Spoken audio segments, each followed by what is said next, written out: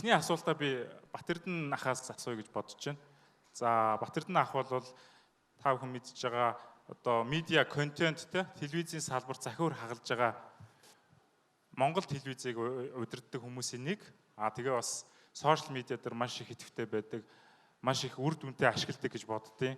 За миний мэдхээр бол Instagram-ыг маш гоё хошин шогийн мэдрэмжтэй хөтэлдэг, тэрэнд нь маш их дуртай. Тэгээд танаас ер нь энэ сошиал медиа платформуудыг ашиглаж байхад тий нэлээд олон жил ашиглалаа та ер нь юу анзаарч харав те платформуд нь ямар ялгаатай байна, Монголын нөхцөлд ер нь ямар байна, сонирхолтой ажиглалтууд дүгнэлтээс хуваалцаач гэж хүсэж байна.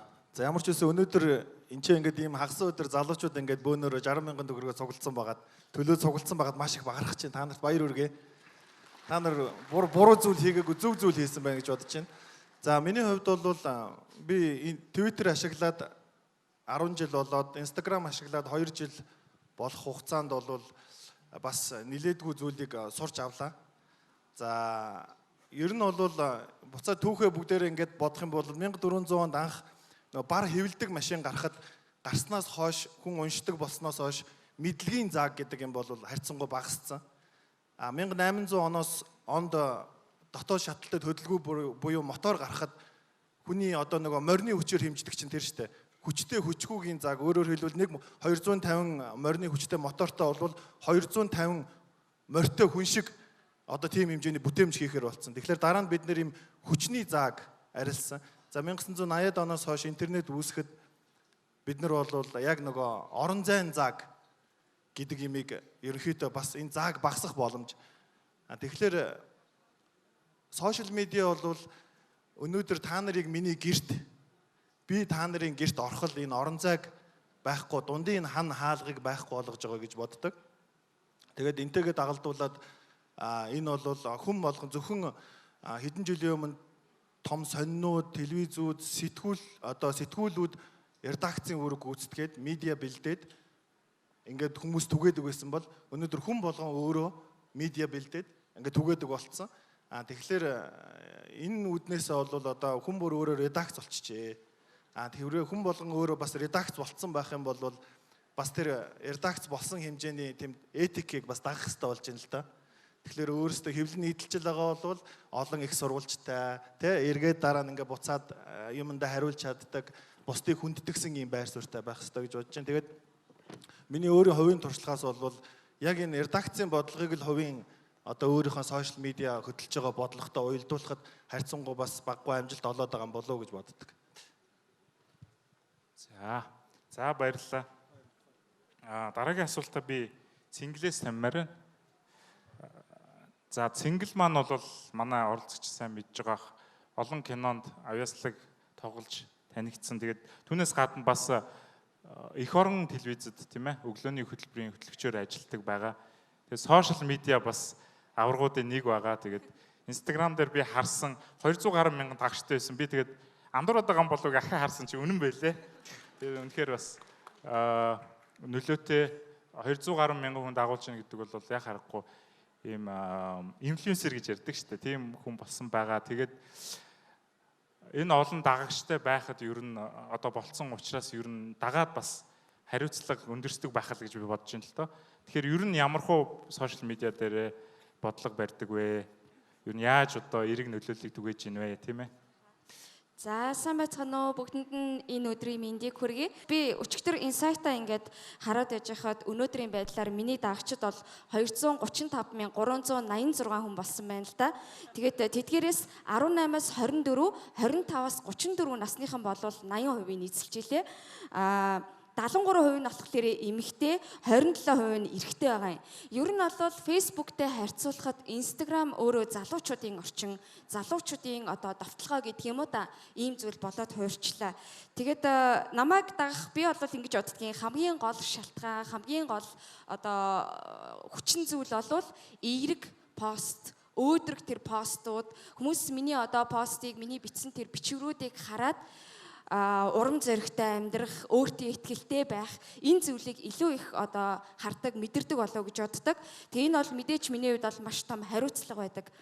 Ер нь бол би стори дээрээч тэр пост дээрээч тэр юуг илүү их хүмүүст харуулахыг зорддог вэ гэхлээр өнөөдөр миний өмсөж байгаа хувцас, өнөөдөр миний идж байгаа хоол гэхээс илүү гэр бүлийн нандин харилцаа, их хүрийн одоо тэ нандин холбоо, дээрэс нь найз нөхөрлийн үн цэнтэй тэр чанарууд энэ болгон хүний амьдралд маш хэрэгтэй, маш хэрэгцээтэй мөн дээрэс нь маш юм амьд харилцаа юмаа гэдгийг л их мэдрээсэй гэж хүсдэг.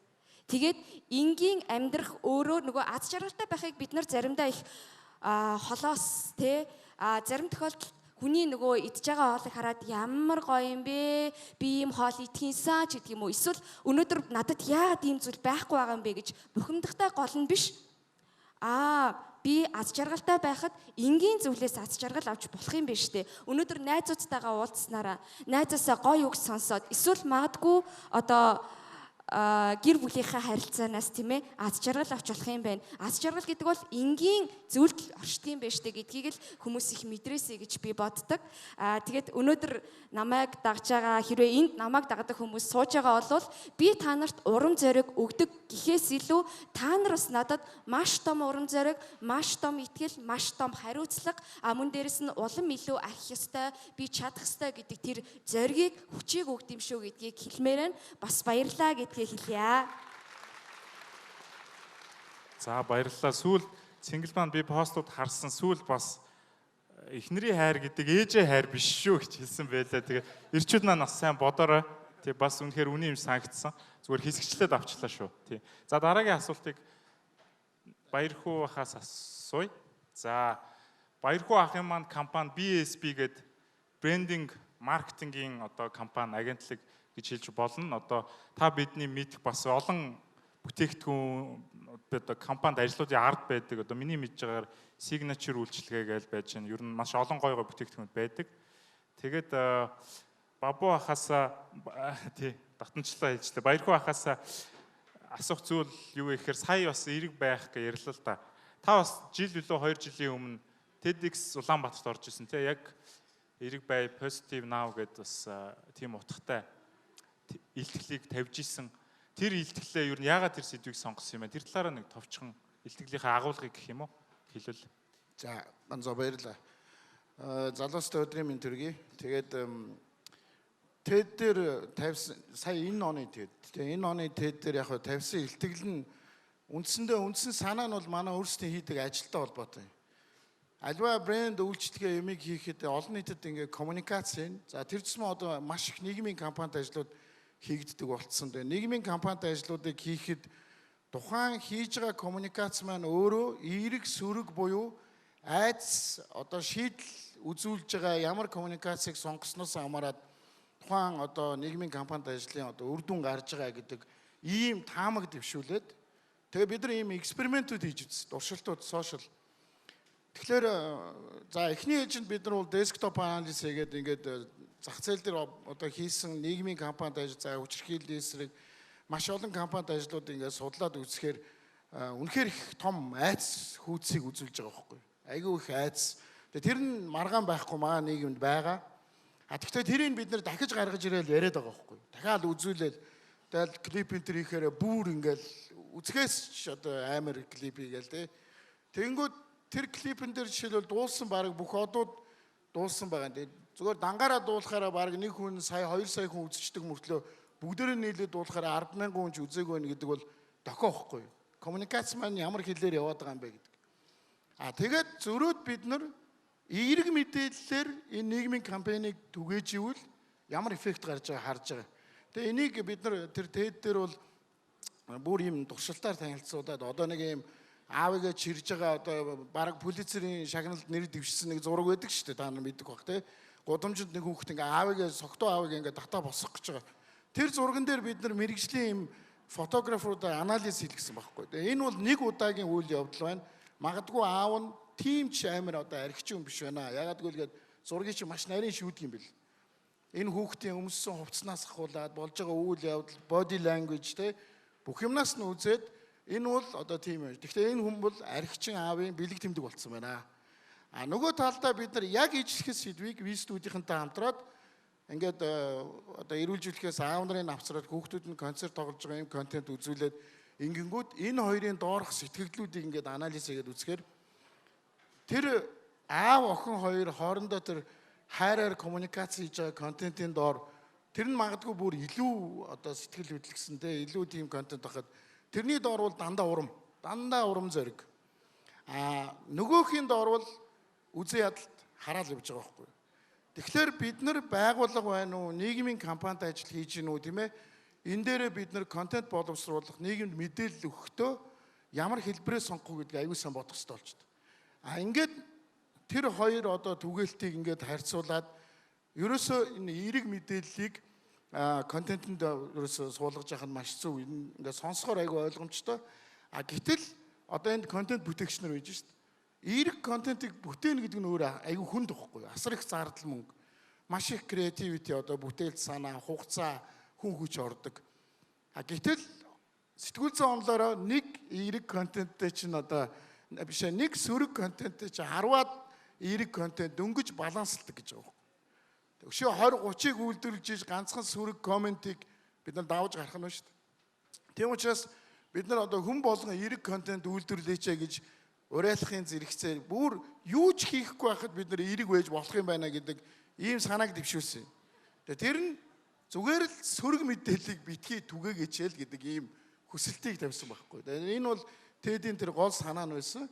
Яагаад гэвэл бид нар нөгөө факт чек хийхгүй маш их фейк ньюс янз бүрийн тэр нөгөө өөрсдийн угаасаа айдсыг түгээх, бусдаа болгоомжлуулах ийм инстинкт энэ нь ажиллаад маш их сөрөг мэдээллийг түгээж байгаа. Одоо энэ сөрөг мэдээлэл чинь тодорхой хэмжээнд түгээгдэд ирэхээр тренд болоод байгаа байхгүй. Жинхнээсээ ийм байгаа юм шиг. Гудамжинд гараа явахаар бас тийм биш үү, тэ.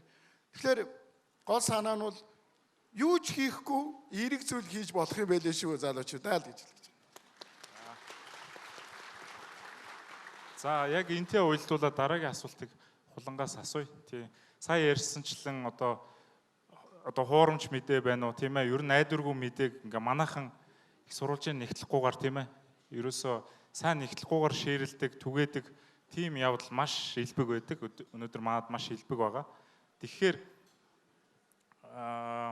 ерөөсөө тийм болоод ирэхээр сая хэлж штэ тэ трендийг үүсгэж чинь нэг сенсацийг үүсгэж чинь гэл миний одоо бодож байгаагаар бол ажигласнаар бол ер нь бараг л манай Монголын сошиал медиа өдөрт яг нэг сэдв сенсацийг тойрол ингээл эргээл байгаа байхгүй тий. Тэгэхээр ерөөсөө энэ тал дээр яах ёстой юм бэ? Тэг яг одоо судлаач хүний үүднээс нөхцөл байдал юм байна тий. Цаашаа яах ёстой вэ гэдэг дээр. Айгу холоос эхэлчихгүй гэдэг.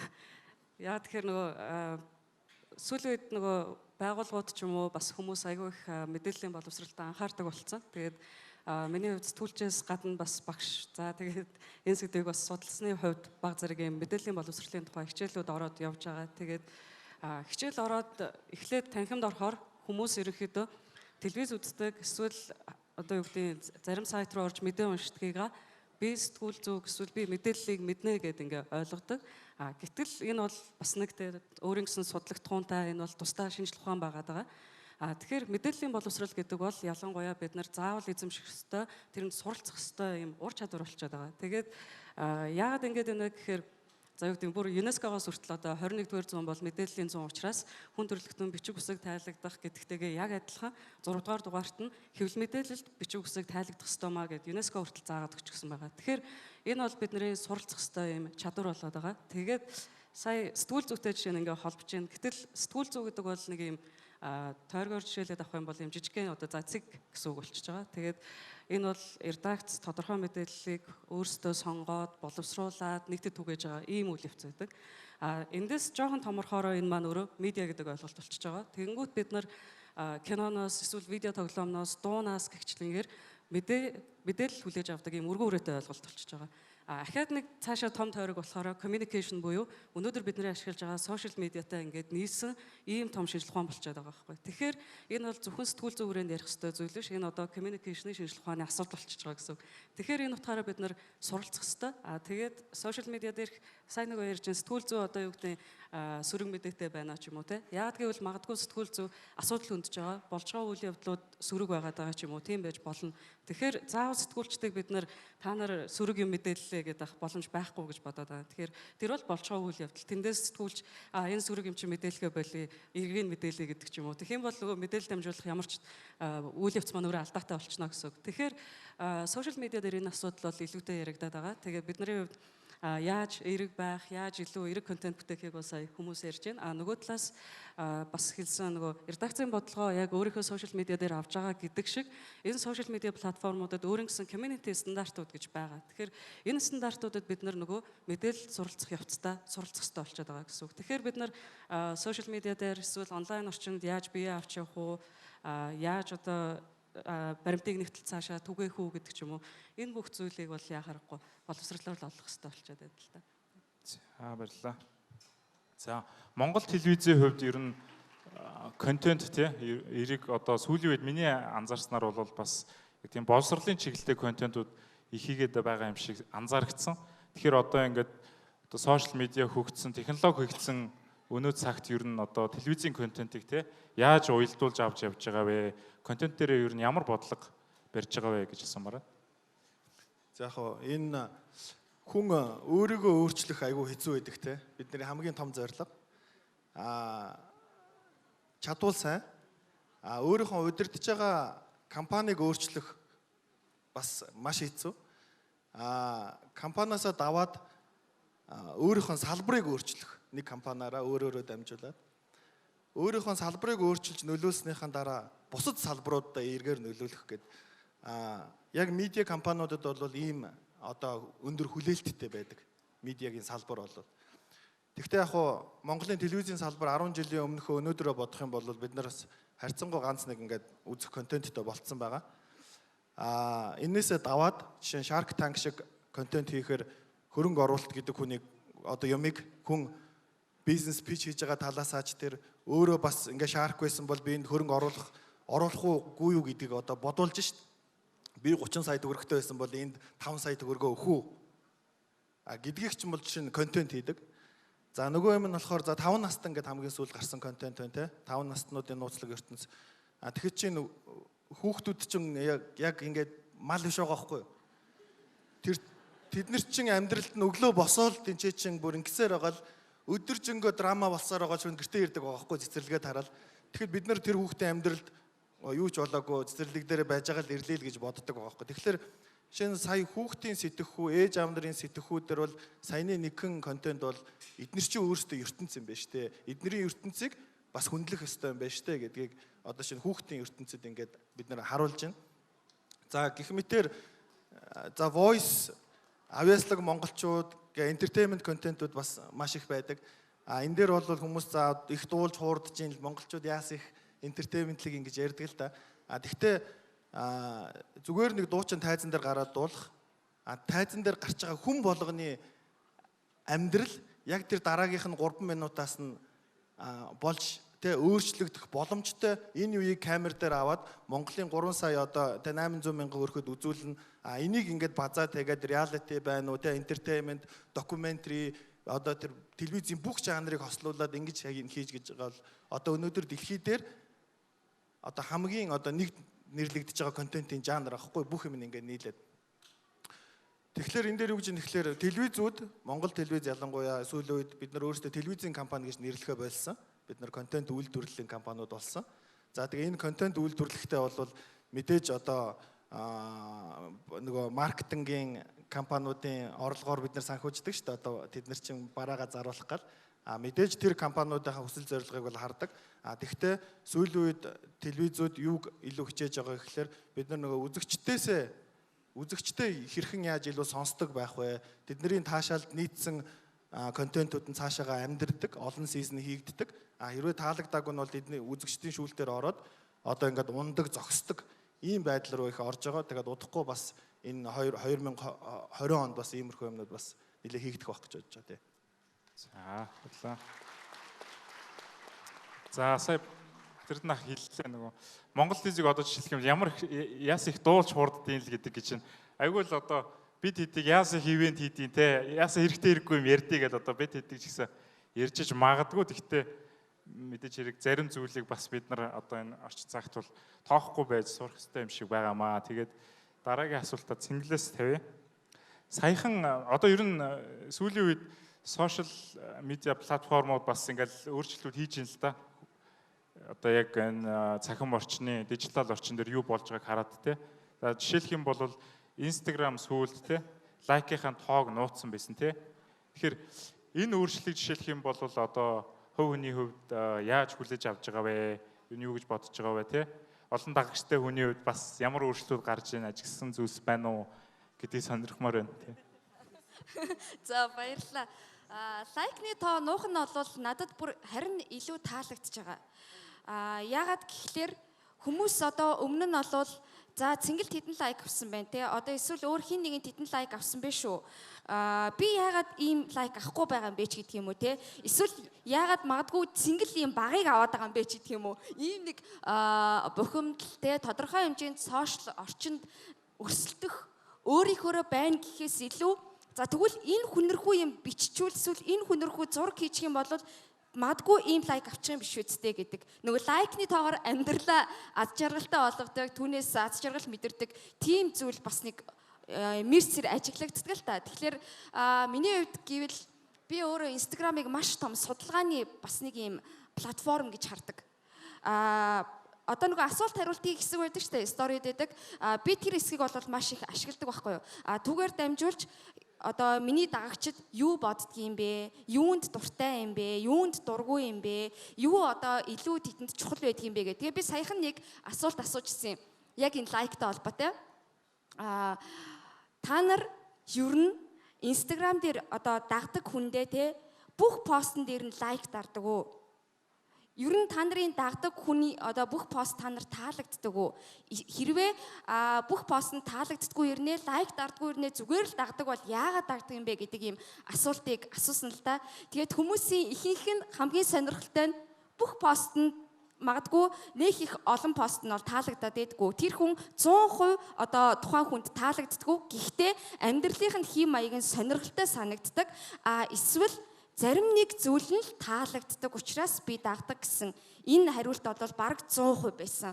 Тэгээд би эндээс ингээд харж байхад яг одоо ингээд инфлюенсер гэдэг чинь хүмүүс нөлөөлөхөөс гадна одоо элдв бензин компаниудын те байгууллагууд бүтээгдэхүүнүүдээ сурталчлуулах, за бэлэг явуулах гэл ингээд стори ярихлаар тэр чигтээ ингээл бэлэг байгаад байдаг шүү дээ тий. Би яг энэ тал дээр өөрөө ямар үзэл баримталтай байдаг вэ гэхлээр хүмүүс над руу ингээд санал илгээхээр эхлээд би хэрэгжилж үзье. Тэгээд үнэхээр та нар яриад байгаа тэр зүйл чинь үний юм уу худлаа юм уу? Би өөрөө одоо энэ 235 мянган хүнд үнийг таниулах гэж байгаа учраас би буруу юм таниулчих үү. Ямар нэгэн байдлаар нөгөө хүүхний сүв сайжруулдаг гэсэн зүйл нь ээжүүдэд очиод те хүүхдэд нь арчил өгөөд ч юм уу ийм асуудал үүсвэл яах юм бэ? Би өөрөө ээж хүн штэгээд ингээд нэг юм санхүүгийн гэхээс илүү нөлөөллийн талыг илүү их хардаг. Тийм учраас эхлээд над руу бүтээгдэхүүнээ явуул тэгээ би эргэлж үзье. Тэгээд хэрвээ үнэхээр таалагдаад үнэхээр тэр үр дүн гарвал би тавьж ингэж сурталчилж өгч болно. Хүмүүст санал болгож болно гэдэг ийм зүйлийг баримталдаг байхгүй юу? Тэгээд энэ лайкны тоон дээр бас одоо энэ инфлюенсеруудад сөргөөр нөлөөлж гинөө гэсэн хандлага байгаа шүү дээ тий. Харин ч энэ бол нэг их сөргөөр нөлөөлөхгүй байгаа гэж бодож байгаа. Яагаад гэхлээр ихэвчлэн нэг сонирхолтой зүйл нь одоо би ингээл зурнуудынхаа лайк одоо инсайтыг хардаг байхгүй юу? Тэгэнгუთ миний зураг гэхээс илүү миний санал болгож байгаа тэр бүтээгдэхүүн тэднийг хүмүүс илүү их хадгалсан байдаг. Бараг 100, 200 хүн, 300 хүн хадгалсан. Миний зураг одоо нэг гоё поз мостой зураг ба шүү дээ. Тэрийг их хадгалах гэж бодож итэл тэрийг нэг 20 хүн ч юм уу те.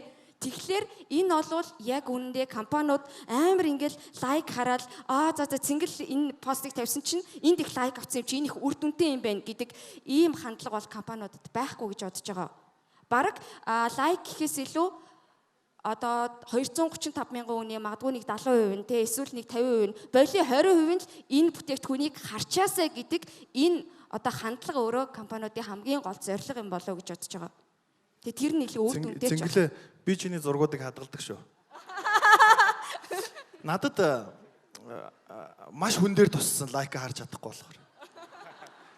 Амарч амьдрах итгэлгүй болсон.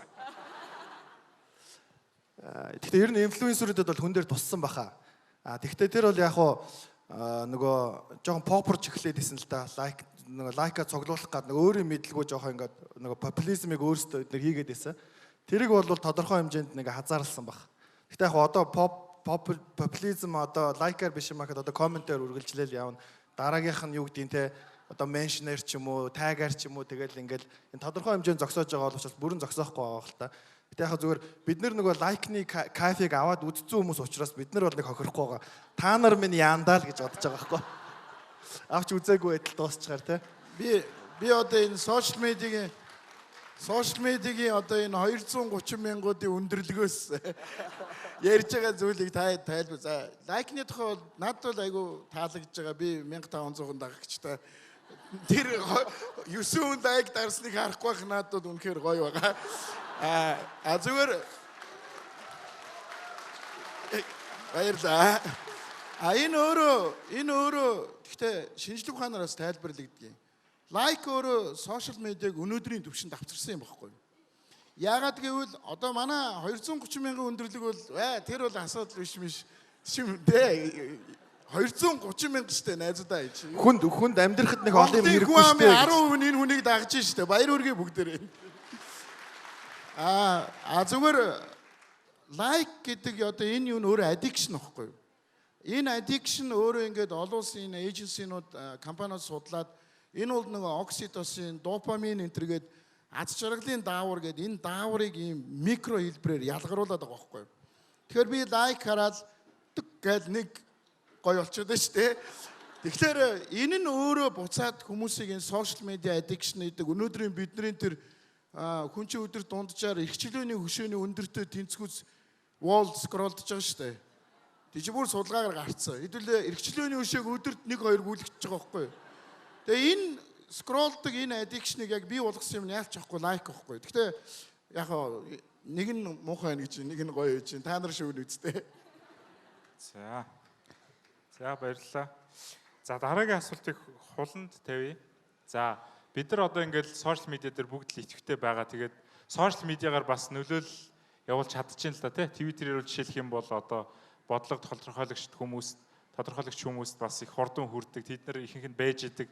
Тэгэл баахан юм өрнүүлж байгаа л одоо тэдэртэй холбогдоод тэднийг меншндж байгаа л ингээд штэ тэгээд штэ гэж бас шийдүүлдэг юм зөндөө байдаг.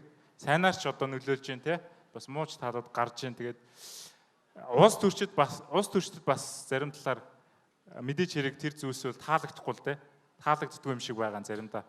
Тэгэхээр одоо тэгээ үргэлжлүүлээд нөгөө сошиал медиаг бас тодорхой хэмжээгээр зохицуулалттай болгох те цензурдах юм яриа хөөрөө үе гараад байдаг. Дуус төрчид зарим дуугардаг. Тэр энэ дээр ер нь таны байр суурь ямар байдаг вэ? Бас улс орнууд ер нь ямар жишгтэй байд юм бол? За миний хувьд гэх юм бол нөгөө дахиад л сэтгүүлч нөгөө би өөрөө багш болохоор гэдэг нэг гарч ирж уйлдаг юм гэдэг шиг болох гэж шүү дээ. Тэгээ юм л болохоор сэтгүүлч болохоор нөгөө цензур гэдэг зүйлээс мэдээж мөнхөд л ангид байхыг хүсдэг. Тэгэхээр энэ бол юу гэдэг сошиал медиа эсвэл одоо мэдээллийг ч юм уу ямар нэг байдлаар цензурдах, хязгаарлах зүйлээс бол мэдээж байнга л ангид байхыг хүсч мэдээж дандаа тэрний нөгөө тал зогсдог. Яг нь сөрөг нөлөөнүүд байна, тодорхой хэмжээний хязгаарлалт хэрэгтэй гэдэг хуулийн төртөл оруулах гихчлэнгээр янз янзаар ярьж байгаа. Гэхдээ сошиал медиа, онлайн, дижиталын технологи гэдэг бол биднэрт ирсэн боломж. Тэгэхээр бид нар боломжоо яаж илүү сайн ашиглах вэ гэдгээ хэрэглэгчид бид нар өөрсдөө бодох, үүнийгээ яаж үр ашигтай ашиглах вэ гэдгээ бид нар өөрсдөө боловсрох тухай асуудал болохоос бидэнд байгаа боломжоо яагаад бид хязгаарлах тухай ярих ёстой гэж тийм ээ. Гэдэг утгаараа миний хувьд бол цензур ерөөсөө байж боломгүй зүйл гэж боддог. Яг нь гадаад орны жишээ гэх юм бол зүгээр хамгийн сүүлд Сингапурт жишээ нь юу гэдэг хуурамч мэдээний тухай хууль батлагдаад бид нар үлгэр авъя гэдэг хэдүүлээ бүгдээрээ айгүй их шеэрлсэн. Тэгээд өнгөрсөн 100 яг би очиод ингээд судлаад баг зэрэг судлаад үзсэн. Тэгээд сингапурчууд бол яг үнэндээ энэ хуулиндаа бол маш их сэтгэл хангалуун бус байгаа юм байлээ. Яагаад гэхээр энэ хуулиар далимдуулаад маш олон цензурын заалтууд орж ирсэн. Тэгээд энэ хуулийг ерөнхийдөө хэрэглээгүй байгаа. Ер нь битгий хэрэглээсэ гэдэг хүлээлт байсан чинь сая өнгөрсөн 7 хоногт анхны хэрэглэх тохиолдол гарч ирлээ гэж тэгжсэн. Тэгээд яг яаж хэрэглэгдсэнийг бол одоогоор мэдэхгүй байна. Гэхдээ ерөнхийдөө сэтгүүлчид мэдээллийн байгууллагын хүмүүс нь бол үүн дээр бол маш сэтгэл хангалуун биш байсан. Тэгэхээр энэ мэтчлэнгээр бид нар аливаа одоо улс орнуудын жишээг ч гэсэн харахтаа ямар байдлаар хязгаарлах гэдэг тэд нар ямар үр нөлөө өгч яах гэдгийг маш сайн анхаарч иж би бол оруулахгүй бол энэ бол бас болохгүй байхаа тийм. За. Дараагийн асуултыг Баярхуу ахаас асууя л да. За танай компани бол бас олон бизнесийн компаниудтай ажилладаг тий. Медиа одоо дизайн, бүтээгдэхүүн, стратеги гэдэг олон юм дээр нь зөвлөдөг. Тэгэхээр одоо орчин цагт хэрэглэгчид маш их мэдээлэлтэй болчиход байгаа. Тэгээ хоорондоо холбогдсон. Яг ийм нөхцөлд ер нь одоо компаниуд ямар одоо арга барилтай сэтгэлгээгээр ажиллах ёстой, бүтээгдэхүүндээ гаргах ёстой гэж боддог вэ? Таны хувьд юу гэж ер нь зөвлөдөг вэ? Орчин цагт бизнес хийх арга барил. За би хариултыг эхлээд нэг 2 3 үгээр шууд хэлхийг бодъё. Англи үгнүүд хэрэглэгдээд ээж магадгүй шүү. Гэхдээ энэ ч одоо ийм мундаг залуучууд бүгдээрээ англиар яриад. Хоёрдугаарт маркетинг, медиагийн айгүй их нэр томьёонууд бас хөрвүүлэгдээгүй, орчуулагдаагүй ийм бэрхшээлүүд байгаа. Тэгэхээр нэгдүгээр аутентик байх. Буюу одоо бодит те. За ялангуяа манай залуучууд бол хоорондоо бол real байх гэдэг байгаа шүү дээ. Real байх те. Өөрөө байх гэдэг ийм нэгдүгээр дүрм. За хоёрдугаарх нь бол хин нэгэнд одоо зориулж биш. Жишээлбэл та нарт бүтээгдэхүүн хийж байгаа бол та нарт зориулах гэхээсээ илүү та нартай хамт тэр бүтээгдэхүүнийг хийх ийм замыг сонгох хэрэгтэй. Яагаад гэвэл тэрний төлөө төрөвч рүүгээ гараа явуулаад мөнгө гаргаж ирж төлж байгаа хүмүүс нь та нар ихгүй. Тэр та нартай хамт бүтээх. Нөгөөх нь коммуникац дээр ялангуяа бодит хүмүүсийн бодит түүх, бодит явдлууд, storytelling энэ төр гэж яриад байгаа. Ийм юмнууд одоо яг тренд болчиход байгаа. Энэ бол одоо Cannes Creativity Festival дээр ч яригдж байгаа. Та нар дэлхийн том брэндүүдийг харуул бүгдээрээ энэ чиглэл рүү явцсан. За яг одоо энэгээр ингээд сурчлагаан дээр гүйж байгаа компаниудын бараг 4-5 таа манайх ингээд ажилдаг. Signature, Insure Inter гэдэг яг бидний бас бүтээлчсэн брэндүүд ингээд байж байна. Тэгэхээр та нар эндээс ингээд харуул жишээлбэл Signature брэнд жил болгон нийгэмдээ маш сайн явж байгаа залуучуудыг брэнд амбассадорууд болгож нийгэмдээ зарладаг. Тэр 20 хэдэн настай дэлхийн бүх театрын тайзан дээр Монголын морин уурын чуулгыг удирдсан жигийг өнөөдөр хэр их хүн мэддэг байсан тий. Тэр залуу бол асар мундаг мөртлөө маш даруухан байхгүй. Ер нь бол ийм мундаг хүмүүс хөвчтөн даруухан байдаг. Энийг бид нар нийгэм таниулах. Энэ 28хан настай тэр Боинг гэдэг онгоцыг өрөөд олон улсад нисдэг залууг хэр их хүн мэддэг байсан. Энийг харуулах. Энэ бол дандаа үнэн түүхүүд байхгүй. Сая сүүлд Инсүр зах зээл дээр бас айгүй хүчтэй гарсан. Өнөөдөр шагнал авсан байлаа. Инсүрийнхэнтэй баяр хүргэе. Хэдэн 10 тэрбум төгрөгийн поинтуудыг цуглуулад монголчуудын эрүүл мэндийг даатгах гэдэг айдиа бол өнөөдөр яг энд сууж байгаа залуучууд танараас л гарах юм гой санаа байхгүй. Дээрэс нь нөхдүүд брендээ танилцуулахдаа дахиад storytelling гэсэн. Та нар санаж байгаа бол саяхан баясгалан дээ маа жүжигчин баясгалан гарч ирээд өөрийнх нь яг үнэн түүхийг ярьсан. Би ийм экстрим спортоор хичээлээд ийм амжилттай явж байгаа. Тэгээд ингээд осолд ороод ийм үйл явдал болсон. Гэхдээ би шантрахгүй. Энэ storytelling бол интернетийг бол 7 хоног бүр тесэлсэн байхгүй. Энэ өөрөө хүмүүст амжилж байгаа энэ мессеж. Тэгэхээр компаниуд өнөөдөр ер нь бол айгүй үнэн байх хэрэгтэй. Хэрэглэгчтэй айгүй ил тод нээлттэй үнэнч байх хэрэгтэй. Энэ бол одоо сонголтгүй болсон. Хоёрдугаарт компаниуд нийгмийн хариуцлагатай буюу нийгмийн тодорхой асуудлыг шийдэж бизнес хийж явах хэрэгтэй. Энэ чиглэл бол одоо гол тренд болсон. Тэгэхээр та нар залуучууд одоо entrepreneur, startup бизнес хийж байгаа эсвэл өөрсдийн одоо брэндүүдийг бүтээж байгаа бол энэ зүйлсүүдийг бол аюул сайн бодож ингэж хийх хэрэгтэй. Тэгэхгүй зүгээр амны цангааг чинь тайлан худалдаж аав гэдэг бол 20 дугаар зуун шүү. Баярлалаа. За дараагийн асуултыг Батэрднахаас асууя. За цахим орчинд бол одоо цахим орчинд ер нь одоо оюуны өмч гэдэг зүйл маш том асуудал болдог те болцсон. Тэгэхээр энэ тал дээр танай одоо та хувь хүний хувьд болон танай компани, телевиз контентын компани ер нь ямар арга хэмжээ авдаг вэ? Ер нь ямар одоо арга стратегиэр гэх юм уу ажилладаг вэ? За жоох уйдгартай асуултаа ингээл хариулчаад би түрүүнийхэн рүү яач тэгэхөө. Яг уу тий 10 жилийн сүүлийн 10 жил одоо Монгол телевиз одоо оюуны өмчийг дээдлсэн мэдлсэн гэл тэрнээс өнөөдрийг хүртэл гарсан өөрчлөл бол гайхамшигтай гэж байл. Үүнээс хойш энэ маягаар үргэлжлүүлээд 10 жилийн дараа гэхэд бол бид нар энэ асуудлыг дахиж ярихааргүй хэмжээнд очих. Бид нар тийм зөв чигтээ явцсан. Тэг хүн болгон өөрөөсөө контент бүтээгч болцсон учраас өнөөдөр би энэ залуугийн сториг аваад өөрийнхөө юм шиг тавихад одоо тэр энэ залууг хүртэл одоо болохгүй штэ наадах чинь гэж бодоод үдсэн хүн болгон болохгүй штэ гэдгийг мэддэг болсон учраас энд бол ирээдүйд санаа зовох асуудал биш болж байгаа гэж бодож байгаа. За энэ дээр хувь нэмэр оруулж байгаа одоо манай IPTV компаниуд, операторууд те онлайн энэ платформуд бол бүгдээр өөр үүргийг гүйцэтгэж байгаа. Тэгээ энэ бол болчих واخ гэж бодож байгаа. Төрөө чи нөгөө компаниуд дээр хэлсэн юм болохоор энд яг зөв өнөөдөр бид тавын панелыг үзээд нэг юм гэртээ авч хараасаа гэж бодож байгаа бол түрүүний инсүрийн залуучуудыг ярихад би бол маш их бахархаж байгаа.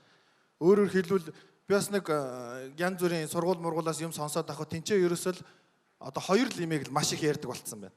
Эхнийх нь бол тэнцээ одоо Европт юм Америкт яг бидний үеийн та нар шиг үеийн залуучууд бол одоо англиар бол be undeniable гэж үг хэрэгэлдэг болсон.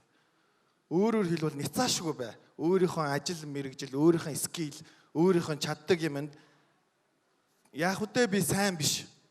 Би бүр төгс сайн. Төгс сайн болохын тулд л тэрийг та нар одоо өнөөдрийнх шиг юм арга хэмжээнд дэрж мэдээлэл сонсно юу хийн өөрийгөө хөгжүүлэх тэр юм бол хизээж хайж болохгүй юм байлээ. Одоо бүр энэ нөгөө өрсөлдөөн чинь ширүүсээд ямар хүн тэнцээ дэлхийн зах зээл дээр ямар бизнес гарах юм бэ гэхэлэр undeniable business. Няцаах боломжгүй. Undeniable бизнесийн санаанууд юм уу undeniable залуучууд хүмүүс яаж төрж ийнө гэхэлэр ерөнхийдөө сүүлийн үед инсүрийн жишээг аваад ярих юм бол 4 алхамтай. Эхнийх нь 3 нь бол заавал байх ёстой. За дөрөвдөх нь бол за байвал сайн. Нэгдүгээр нь бухимдлыг ол. Нийгмийн бухимдал, олон нийтийн бухимдал хаана байгаа? Энэ төгжрөл юм уу? Энэ эрүүл мэндийн даатгал юм уу? Энэ хадгаламж юм уу? Өрхийн орлого юм уу? Энэ боловсрал юм уу?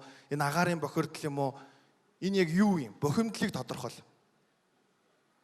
Хоёрт нь стратеги зөв боловсруул. Сэтгэлийн хөөрлөөр биш. Яаж хүрэх юм? Алтаа 5 богд гарна гэсэн бол энэ чинь орон нутгийн шуудангийн автобусаар явах юм уу? Богоноор явах юм уу? Алхах юм уу? Жуулчтай хамт явах юм уу? Хинтээ явах юм? Стратеги алтаа 5 богд гарах гэж байгаа бол. Гуравдах нь гүйцэтгэл. Би гайхалтай санаатай юм чинь гайхалтай төлөвлөгөөтэй юм чинь алдсан гэсэн үг юу биш. Өглөө босоо тэр ажлаа хийж явах явцдаа 100% төгс гүйцэтгэл. Чи залхуурахгүй. Чи бичиж аав, тэмдэглэж аав, турш, дахиад оролт хичээ, өөрөө чадахгүй бол багаа зөв бүрдүүл, түүнээс заахад ингэсгээ болчих. Гүйцэтгэл төгс байх хэрэгтэй. За дөрөвдөх нь эхний 3-ыг хийсэн ч гэсэн дөрөвдөх нь бол одоо өнөөдрийн Bezos ч юм уу, Zuckerberg ч юм уу дэлхийн хамгийн шилдэг бизнесмэнүүд дээр тохиолдсон үйл явдал. Тайминг буюу цаг хугацаа. Эхний 3-аа биелүүлсэн бол дөрөвдөх үе зөв цаг үедээ хийж байгаа юу? Тэгэхээр өнөөдрийн бэлэн болцсон байгаа бааз суурьуд ч юу вэ? Интернет бий болцсон, технологи бий болцсон, блокчейн гэж юм яригдаж байна те. Тэгэхээр одоо инсүр бол юу гэсэн бэ гэхэлэр бухимдлаа олцсон. Стратеги боловсруулсан. Одоо гүйцэтгэлээ хийж байгаа. Цаг хугацааны хувьд эрүүл мэндийн даатгалын асуудал бол өдөр болгон бид нар ч одоо ингээд юу авдаг шүү дээ. Энийг шеэрлээд өгөөч, хандив туслалцаа, эрүүл мэндийн асуудал гэдэг. Тэгээ энэ юм чи байхгүй байх боломжтой байхгүй инсүр шиг одоо юм технологийн тусламжтай. Тэм учраас залуучуудаа шийдлээ бухимдлаас хайх ёстой. Тэгээ өөрсдөө шийдлэл дэвшүүлэх ёстой гэж хэлж байгаа. Бас шамаас. За баярлалаа. Дараагийн асуултыг хулангаас асууч. За ахаал жоохон уйдгартай асуулт гэж магадгүй. Гэхдээ бас яг иймэрхүү зүйлээ бас ярих хэрэгтэй байх. Энэ мэдээллийн боловсрал гэж бид хэд ярьж байгаа. Тэгээд энэ маань энэ чухал зүйл маань ер нь яг одоо энэ манай боловсролын системд одоо ер нь байгаа мó те? Их сургууль, дунд сургуулиуд ер нь хүүхдүүд зааж гин үү? Их сургуульд ер нь зааж байгаа юу? Энэ тал дээр ер нь ямар хөө байгаа вэ? Би өөрөө гэдэг. Цаашд яах хэрэгтэй вэ те хамгийн гол нь те? Тэг. Би бол багш хүн гэх юм шүү дээ. Багш хүн аргагүй те. Гэтэ даанч мэдэхгүй нэ. Боловсролын тогтолцоонд тэгэхээр би тэрийг одоо судлаагүй, хараагүй, дунд сургууль чинь багшлаагүй учраас ямар байдлаар яаж явж байгааг мэдэхгүй байгаа тань л та. Гэхдээ яг нөгөө мэдээллийн боловсролыг олгоход болохоор бүх талуудын хамтын оролцоо чухал гэж үздэг. Энийг юу гэдэг сэтгүүлчин очоод заавал мэдээллийн боловсрол олгоно гэж заах уу те хэн заах уу гэдэг угаасаа асуудалтай. Тэгэхээр энийг хөтөлбөрийг нь гаргах одоо юу гэдэг энэ ажилд бүгд оролцох ёстой гэдэг талууд дээр бол сэтгүүл зүйн байгууллагууд мэдээж оролцох ёстой. Хоёрдугаарт энэ бол интернетийг дагаад гарч ирж байгаа зүйл учраас технологийн компаниуд мөн манлайлж оролцох ёстой гэдэг. Технологийн аргаар ямар нэг байдлаар бага насны хүүхдүүдийг яаж хамгаалах уу те мөн энэ байдлаас хариуцлагатай хандах ёстой гэж үздэг. Тэгээд мэдээж юу гэдэг харилцаа холбооны хороо гэдэг ч юм уу энэ газрууд оролцох хэвээр. За тэгээд ихтэй сургуулиуд, судлаачид гэдэг ингээд хамтын оролцоон дээрээс энэ боловсрол олгогдож явах хэвээр болчихж байгаа. Тэгэхээр өнөөгийн байдлаар гэх юм бол бид нар бас бүгдээрээ мэднэ Remo-гийнхэн бол одоо юу гэдэг энэ хичээлийг заагаад ороод явдаг. Мөн одоо олон улсын байгууллагууд санхүүжүүлээд бид нар бас нэг 8 цуврал хичээлийн хөтөлбөр боловсруулсан. Тэгээд энийг төрийн бас байгууллагууд болон мөн сонирхсан байгууллагууд дээр очиод заагаад явдаг. Faro Education төв мөн сурагч багшийг бэлдсэн байлээ.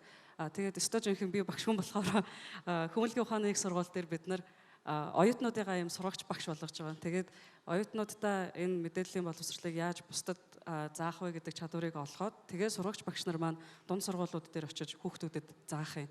Тэгэхээр энэ мэтчлэнгээр нөгөө эрвих дэрвихээр л дор дорнол оролдоод байна. Тэгэхээр энэ оролцоо маш идэвхтэй байж иж нөгөө талаас хүлээн авахч ялангуяа та бүхэн маань бас хүсэл эрмэлзэлтэй байх хэрэгтэй. Тэгэхээр түрүү ярьсан бид нар өдөр болгон ямар нэг мэдээллийн сувгийг ашигладгийг, ямар нэг платформ ашигладгийг аль ерөнхийдөө би бол мэднэ гэж ойлгоод байдаг. Цаг байгаа юм чи ярьчих уу? Энэ дээр нөгөө ярьдаг залуу хүмүүс технологиг маш сайн мэддэг учраас би одоо хуурамч мэдээнд өртөхгүй ч юм уу гэж ойлгоод байдаг. Гэтэл залуу хүнд болохоор аливаа зүйлийг хараад ингээд эргэлзээ амьдралын туршлага бага байдаг гинэ. Одоо юу гэдэг чи 100 сая төгрөг хожлоо гэхэд яагаад ийм зүйл хорвоо дээр байх ёстой гэдэг ч юм уу. Магадгүй илүү бидний мэдгүй сэдв. Улс төрийн ямар нэг шийдвэр гарсан байна гэхэд залуучууд тэрийг хараад энэ одоо байж боломгүй ингэж эргэлзээ төрөх боломж байгаа байдаг учраас энийг цаашаа мэдлгүй түгээдэг, хуурамч мэдээнд өртдөг гэдэг байгаа. Ажил эрхэлж байгаа хүмүүс цаг үетэйгээ одоо юу гэдэг хөл нийлүүлээ явж байгаа хүмүүс ч гэсэн би өртөхгүй гэж бодохоор тэр хүмүүст аливаа мэдээллийг нэгтлах, шалгах цаг хугацаа байдгүй. Тэгэхээр юу гэдэг скролж явахад нэг хуурамч мэдээ гараад ирдэг. Тэрийг шалгах гээд ингээ явах цаг байхгүй. Яагаад гэвэл маш их ажилтаа байдаг ч юм уу. Настай хүмүүсийн хувьд яадгүй гэхээр технологиг зааж өгөөд за тэр хүмүүс маш цаг хугацааны боломжтой ингээ мэдээ үзээ байж илаа гэхэд хүн мэдээллийг хүлээж авахаараа заавал эргэн тойронтойгоо ярилцдаг гинэ. Тэгжээж тодорхой дүнэлтэнд хүрдэг. Бид нар мэдээ харахаараа хөө энийг хараа гэж ингээ хоорондоо яриад дүнэлтээ гаргадаг. Тэгэхээр нөгөө настай хүмүүс бол илүү ганцаараа ч юм уу хүрээлэл багтаа байдаг учраас мөн энэ хуурамч мэдээлэлд өртөх гээд байдаг. Тэгэхээр энэ мэтчлэнгээр насны хүмүүст өөр гэсэн юм проблем байгаад байгаа. Тэгэхээр бид нар өөрсдөө энэ боловсролыг эзэмшиж энэ чухал юм байна гэдэг итгэл үнэмшил, хүсэл эрмэлзэл хэрэгтэй. Нөгөө талаас бол тал бүрийн хамтын ажиллагаа тэр оролцооны үндсэн дээр энэ боловсрол олгогдож явах хэрэгтэй болчиход байна. За, дараагийн асуултыг Цэнгэлээс асууя. За сүүлийн үед нөгөө сошиал хэрэглээ одоо маш их болохын хэрээр эргээд одоо ер нь дэлхийд дахинд эргээд бага хэрэглээ тий цахим орчинд одоо арай бага цаг өнгөрүүлээ илүү ухаалаг ашиглая тий гэдэг одоо тийм дижитал минимализм гэж нэрлэдэг байгаа тий тийм хандлага бас эргээд айгүй хүчтэй болж ин л доо. Тэгэхээр яг энэ тал дээр өөрийн чинь туршлага юу вэ тий цахим одоо сошиал медиануудыг яаж одоо минимал байдлаар хэрэгжилж байгаа юу тэр тал дээр туршлагаа хуваалцаач. Сая бас хэлжсэн шүү дээ нөгөө эрхчлөөний өгшөг нэг ингээд скролтдаг гэдэг тэ өдөрт. Тэгэхээр одоо ингээл бид нар өөрийн мэдлгүй утсаа ингээл харчаад байдаг. Өөрийн мэдлгүй л нэг л мэдгэд утас ингээл гарт ирчээд байдаг байхгүй юу. Үүнийг за хүмүүс өөрсдөө зохицуулж чадахгүй бол тийм ээ та магадгүй амар тийм addicted айгуу тийм донтцсон байгаа бол энэ утсанд те эсвэл тэр аппликейшнд одоо аппликейшнуд технологи өөрөө за энэ бол лимиттэй юм аа те болцсон юм аа гэдэг энэ зүйлийг бас угаасаа хийгээд өгч байгаа байхгүй. Жишээлбэл би ингээл iPhone барьдаг энэ сурчлагаа биш л дээ. Гэхдээ screen time гэдэг одоо settings дотор байдаг штэ. За энэ бол 22 цагаас хойш би бол ямар ч аппликейшнийг лимиттэй те ашиглахгүй болгочихё гэд. Тэгээд миний ямар ч аппликейшн ажиллахгүй болоод тэгээ үнэхээр шаардлагатай үнэхээр одоо бүр стори хийхээс өөр аргагүй те эсвэл одоо ямар нэгэн байдлаар хүнтэй харилцахаас өөр аргагүй болвол нөгөөхөө ингээд 15 минутын горимд ч юм уу тавьчихдаг. Тэгэл за 15 минут боллоо өөрөө цаанаасаа шууд нөгөөх чинь одоо би барьмаар байсан ч гэсэн шууд ингээд аюу ячдаг байхгүй юу өөрийгөө төгччихдэг гэдэг юм уу да. Би бол энийг ашигладаг. Зарим хүмүүс бол яг энэ төрлийн аппликейшнуд бас их байдаг гэсэн. Тэгээд би ингээд хүмүүст за өнөөдөр бити утас авахаа те бити ингээ гэр бүлдээ цаг зарцуулаа гэж хэлж чадахгүй яа тэгэхээр би ч гэсэндээ тэр нөгөө утас суудаг ингэж скролтдаг хүмүүс энийг багхгүй юу. Гэхдээ гэр бүлдээ болж өгвөл одоо орой аав хідэнд цагт ирсэн бэ? Одоо тэг ямар ч их ажилтай байсан бэ? Охинтойгоо заавал нэг цаг бол тоглож өнгөрөх хэрэгтэй. За нэг цаг биш юм а гэхэд нөгөө нэг чанартай цаг гэдэг зүйл байгаа даа шүү дээ. Хэр олон цаг гэхээс илүү чанартайгаар цаг хугацааг хамтдаа өнгөрүүлье гэдэг энэ баримтлалыг ер нь гэр бүлдээ илүү их одоо юу яадаг хэрэгжүүлэх хичээдэг гэх юм уу та. Одоо охиноо усанд оруулахад бол заавал аав ээж хоёр хамтдаа авах хэрэгтэй. За нөгөө дурсамж гэдэг өөрөө бидний амьдралд маш үн цэнтэй. Бид нар өөрсдөө үр хүүхдтэй дурсамж бүтээж амьдарч байгаа. Өөрийгөө хэрвээ дурсуулъя гэж хүсэж байгаа бол тийм ээ сайхнаар дурсагдъя гэж хүсэж байгаа бол нөгөө манай аав ээж хоёр утсаа хараад ингээд суучдээ штэ. Хоёр тишээ ингээд хараа суучдаг гэдэг тэр одоо комменттэй тэр сэтгэлийг би сонсомооргүй байгаа байхгүй юу. Тийм учраас аль болохоор одоо охиндоо бол ялангуяа үлгэр уншиж өгөх те утас үзүүлэхгүй байх. Тэгээд өөрсдөө нэг амьд харилцаатай аав ээж хоёр бас хоорондоо их харилцаж байгаагаа охиндоо мэдрүүлэх хүссэн хүсээгүй угаасаа том болоод чинь бараг 4-5 хүрэл утас ойролтоол тий бараг л ингээд удахгүй л бидний араас бүр биднээс илүү давсан ихийн технологиг ашиглаж эхлэх юм чинь болж өгвөл одоо ингээд нэг гоё дурсамж амьд харилцаа гэдгийг л бий болгоё гэж бодож байгаа. Сошиал хэрэглээ, сошиал гэдэг бол өөрөө хийсвэр зүйл 100% үнэн биш. Тийм учраас өнөөдөртөө те боддоор амьдрахын тулд та дурсамжийг одоо найзуудаа өөртөө гэр бүлдээ хамт олондоо бүтээж өгөөрэй гэдгийг би их хэлхийг хүсдэг. Тэг өнөөдөр ч гэсэндээ тэгэж хэлмээр байна. За би энэ дээр нэг юм хэлчихөө. Миний дараагийн хэлэх зүйл зөв буруу гэж хэлээгүй. Надад тэгээ санагддаг. Энд чинь хүүхэдтэй нь гараа өргөдөө. За өөрөө хүүхэд нь гараа өрг. Бүгд өнөстэй бараг тэгэхээр нэг ийм юм болсон. Би маш товчхон. Би бол энэ хэрэглээ байх ёстой зүйл гэж боддог. Одоо намайг багад болохоор ийм байгаагүй учраас би нөгөө гараашн дээр хараадаг, жавхаар байлдаг, тархиа хагалдаг. Тэгээ энэчнээс маш их амьдралын муу санааг ингээд найзуудаас сурцсан, чулуугаар байлдаг ийм үе байхгүй юу? Тэгээ би өөрийгөө бас гайгүй ухаантайгаа бас эннийх юм болов гэж боддог байхгүй. Тэгээ би 3 хүүхэдтэй би дандаа голдог. Тэгээ яг нөгөө хүүхдүүд чи одоо 10 хэдэн настай зарим нь болж ингээ харьцахгүй байсаар байгаад саяхан би явж байгаад нөгөө надтай ерөөсөө ярихгүй болохоор та нарын ярьдаг хэл рүү орё гэ би PUBG одоо ингээд Call of Duty, Fortnite тоглож байгаа байхгүй. Тэгээ PUBG-нд орсон чинь би 3 хүүтэйгээ нэг баг болоо 4-өөр явд юм ба штэ гүйд юм ба штэ. Тэгээ 4-өөр гүйж яхад юу гэжсэн бэ гэхлээр манай хамгийн баггүй 5 настай хүүхэд нь болохоор за гүйж ирэл аава та энэ малгааг өмс энэ хантаажиг өмс ингээд таастаа ингэж байгаа тархитуулваа мархитуулаа гэд өөрөөр хэлбэл бидний нөгөө гараашн дээр өсөж чулуугаар байлцсан болгоомжлол нөгөө сэрэмжлэл те хамтын энэ багийн уур амьсгал юм чинь тэртээ тэргүй энэ бид нарын утсан дээрээсээ PUBG дээр тэр хүүхдээ сурж ийн бас байна. Аавыгаа хайрлах, халамжлах те дүүгийнхөө өмнөөр орж буудуулж өгөх амьдралын хамгийн том философиуд энэ чинь байгаа хгүй. Муу санаалах, могоо олж өвсөнд хөвдөх. Тэгэхээр чинь бид нар энэ хүүхдүүд чинь энэ падаа ширтээд юм уцаа ширтээд юу сурахгүй байна гэж ерөөсө бодож болохгүй. Миний хувьд дэлхийн ямар их шудраг бус. Баян ядуугийн ялгаа, хүйсийн одоо ялгаа, орон зайн ялгаа. Дэлхийн хамгийн муу мухай шудраг бус бүхэн хамгийн хурднаар бид нарыг технологитой үед л өөрчлөгдөж эхэлсэн. Тийм учраас би бол утсаа хардгаараа хар гэж байгаа. Үздэгээрээ үз энэ үе чинь байхгүй болж магадгүй. Бид нар шил зүгээд бүр майж гоцчгүй болж магадгүй. Бүх шилэн дээр юм гардаг. Тийм учраас энэ цаг үеийн хандлагыг битгий буруусгаач ээ. Яагаад гэвэл бид нар өнөөдөр лаа барайл бас тийм нэг цайз дотор суугаал ингээл тэ эрэгтэйчүүд нь будаж тоглоод францууд шиг хиймэл ус зүгээл ингүүл бас болох байсан шүү дээ. Тэг шаардлага болцсон байхгүй. Тийм учраас нөгөө embrace the now яг одоогийнхоо байгаагаа битгий хойшин чирэх гэдэг болж өгвөл уршин чир. Тэм учраас одоодоо enjoy хий гэж байгаа. Тэгээд би бас нэг зүйл хэлье. Одоо ингээд хүмүүс мэдж байхдаа манай найз охтууд ихэнх нь яалч нөгөө урлагийн салбарын хүмүүс яалч нөгөө стори хийх хэрэгтэй те. Би энд байна, би юм хийж шүү гэдгийг харуулах шаардлагатай хүмүүс байгаа гэдэг. Тэгээд бид нар ингэдэг байхгүй найзуудаараа бөөнөрөө уулзлаарэ. За одоо сторины цаг гэл тэгээд бүгдээрээ уцаа гаргаад гэс сторигоо игээл за одоо ерөөсөө уцаа оролдохгүй шүү. Гэл тэгээ яг нөгөө төвлөрөөд те.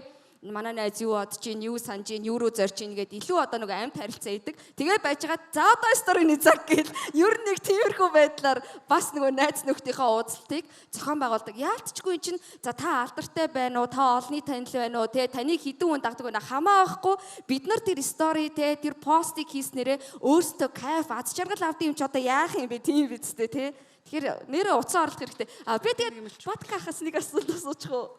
Одоо энд нөхөр нь тоглоом нөгөө PUBG мавчи өсөрч мөсөрдөг те. Dota мото тоглолдог хэр их хүн байна ер нь яг нөхөр найз залуу чинь тоглолдог гараа өргөдөө.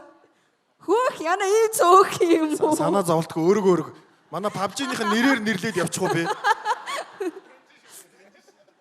Ийм нөгөө нэг юг бас одоо гэр бүлийн харилцаа те зарим тохиолдолд манай нөхөр ч гэсэндээ заримдаа бишээ ер нь орой олхон тоглолдог байхгүй юу? Яах вэ? Яах вэ? Танаа нөхөр бол муу байна. Хотлаа. Ер нь бол мэдээж яах вэ? Зөв буруу гэж хэлээгүй. Тэгвэл би бол хүүхдүүдтэйгээ энэ хэлээр нь очиж ингэж ярилцж байгаа. Тэгээд ингэж сурж байгаа. За тэгээ PUBG тоглоогүй найзуудын харилцаа байхгүй болгоцсон байсныг одоо би Германд байдаг нэг найзтайгаа те хааны Айсланд, Солонгост байдаг найзтайгаа ингээд дөрүлээ PUBG тоглож явахдаа жишээ нь бид нэр 10 жилээс хойш 20 жил уулзаагүй хүмүүс ингээд тоглоод амьдралаа яриад ингэж бас энэ бас харилцаа биш юм уу? Тэгэхээр нөхөр чинь хинтээ цуг гүйж байгааг л хар. За баярлалаа. За би дараагийн асуултыг Баярхуу ахаас асууя. Бас яг энэ хүүхдтэй холбоотой асуултыг л асуумаар байна л да. Харвас хүүхдтэй хүн харагдаад байна. Та дээр уулзахад нөгөө яг энэ Gen Z, millennial эднэрийн бас нөгөө сошиал хэрэглээний онцлог дээр их сонирхолтой юм ярьж исэн. Тэрийгээ бас нэг эргээд яриад өгөөч. Тэгээ хүүхдтэй бас сошиал хэрэглээн дээр нь одоо яаж ханддаг вэ? Хяндаг уу, сургадаг уу? За. Яг одоо бид нар чинь нөгөө орчин үед нөгөө сегмент гэж ярьдаг шүү дээ. Одоо бид нарыг ингээд маркетрүүд чинь биднийг хуваадаг байхгүй юу? Айгуу өөдгөө ингээд янз бүр. Хуучин бол ингээд албан тушаал, нас хүүс, орлого, одоо нийгмийн одоо ямар одоо статустай байгаа энэ төрөөр ингэдэг байсан. За сүүлийн 14 5 жил бол энэ үзэгдэл өөрөө үндсэндээ байхгүй болж байгаа. Бид нар generation-аар хуваагдж байгаа. Жишээ би бол X generation юм. Нэрнээсээ ойлгомжгүй generation юм баггүй юу? Математика X үгүй, millennial уу?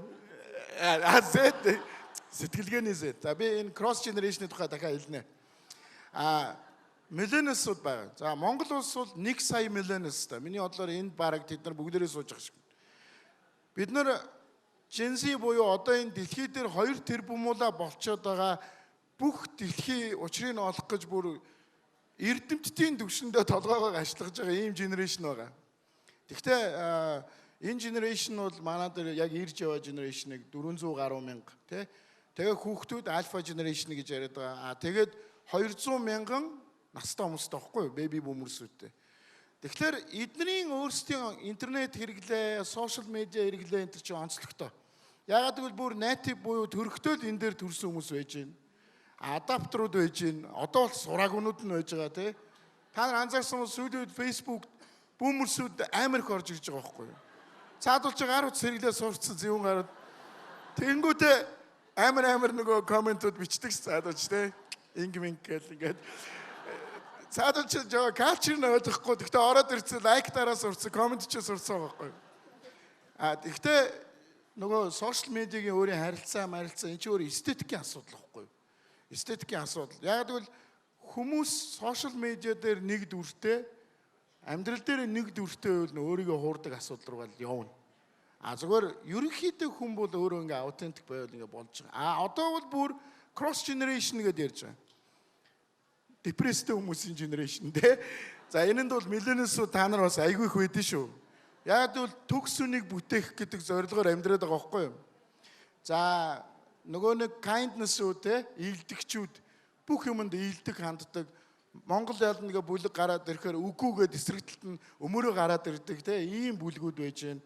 Тэд нар бол нийгмийг гэрэл гэгээтэй болгож байгаа маш том бүлэг байж байна. За тэгээд market maker-үүд гээд одоо энэ дээгүүр байгаа энэ лангу мангууны ард энэ хүмүүс зогсож байгаа. Өөрсдөө бүтээдэг, тренд сеттер хийдэг те одоо юмыг ингэж гаргаж ирдэг. Энэ болгоноос энэ хэрэглээ нөр. Манай гэрт манай хүүхдүүд millennials байна, Gen Z байна, alpha generation байна л да. Би тэгтээ нэг их нэртэй шүү. бүгдээрээ байгаа. Тэр Millennials Gen Z хоёрыг бол би хянах ямар ч боломжгүй. Би одоо аккаунтын ч мэдэхгүй тий. Одоо яг яад гэдэг. Гэтэ би чинь маркетинг гэдэг хүн генерашнээр нь судлаад яаж байгааг нь мэдчихэж байгаа байхгүй тэдний чи. Альфанууд бол арай болоогүй. Тэд нар бол хувийн гар утас одоо юу гэдэг смартфон энэ төр байхгүй. Одоо манай ашруудын хамгийн гардуур байгаа юм нь өдөртлөг аваад YouTube тавиад Minecraft-а үзэл reaction үзэл суух байхгүй юу. Ерөөсөө тэгээ тэр төвшөндөө явж байгаа зүгээр томруул яах юм. Би бол Баткатай санал нэг байна. Энэ өөрөө бидний энэ нийгэмд байгаа л үзэгдэл байхгүй юу. Бид нар хүүхэд байхад ном уншдаг тэр нь тренд байсан бол өнөөдөр энэ гар утсаар мэдээлэл авах энүүгээрээ хүмүүжих нь өөрөө энэ тренд. Тэгэд энэ дижитал платформ руу чи бүх юм ингээд орж ийн. Дэлхийн өөрөө дижитал шилжилтийн бүр ингээд амар агрессив үе рүүгээ орчлоо. Тэгэхээр бол суралцахаас өөр арга байхгүй. Зүгээр цаг хугацаа энийг бол одоо 230 мянгатын хэлсэн шиг одоо зарим нэг байдлаар яг зохицуулах байх. Гэхдээ ер нь бол сошиал медиа, гар утас хэрэглээ, тоглоом гэдэг бол эстетикийн асуудал. Ерөөсөө хувь хүний зохион байгуулалт тий одоо энэний тухай л асуудал байхгүй. Хулан түрүү нэг юм нэмий гэж хэлсэн. За бид хэдийн цаг ер нь нэлээд төгсөж байгаа юм байна. Тэгээд сүүлийн асуултаа Батэрдэн ахаас асуучих. Тэгээд сошиал орчин ингээд та идэвхтэй байхад те одоо ингээд манай залуучууд энд ирсэн манай үеийнхэн энэ залуучууд маань ер нь ямар зүйлсийг нэг арай жоохон өөрчлөөсөө сошиал орчинд ямар байгаасаа ямар энгийн үйлдэлүүдийг уг нь хийж болохоор байна гэж боддог бай. Тэр тал дээр бид нар зөвлөж. За хамгийн энгийн үйлдэл бол яг одоо бүгдээрээ стори доод бид тавыг меншн гэх юм бол би дахиж сториг чинь ришэр хий. Тэгээ бүгдээрээ нөгөө би бүгдээрээ тэгээ фолловеруудаа ингээд солилцъя заяа. Гэтэ би илүү ихийг өгөх бах л да та нарт тий. Энгийн маш энгийн би энийг нөгөө энд ивентэнд өргөцснээс хойш бодсон юм. Нэг л юм бүгдээр яг сурах хэрэгтэй. Өөрөөсөө өөр үзэл бодолтой хүнийг хүндлэх. Өөрөөсөө өөр үзэл бодолтой хүнийг хүндлэх.